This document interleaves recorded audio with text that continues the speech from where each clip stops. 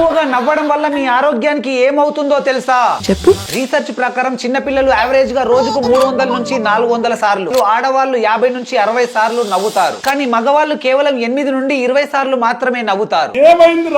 Smile చేయడం వల్ల dopamine, serotonin and endorphin వంటి హార్మోన్స్ రిలీజ్ అయ్యి హ్యాపీనెస్ అండ్ రిలాక్సేషన్ వస్తాయి. ఫోకస్ అండ్ క్రియేటివిటీ పెరుగుతాయి. ఈవెన్ ఫేక్ స్మైల్ చేసినా కూడా మీ బ్రెయిన్ నమ్మి హ్యాపీ హార్మోన్స్ ను రిలీజ్ చేస్తుంది. ఒక చిన్న స్మైల్ కూడా 10 నుండి 12 ఫేషియల్ మజిల్స్ ని యాక్టివేట్ చేస్తుంది.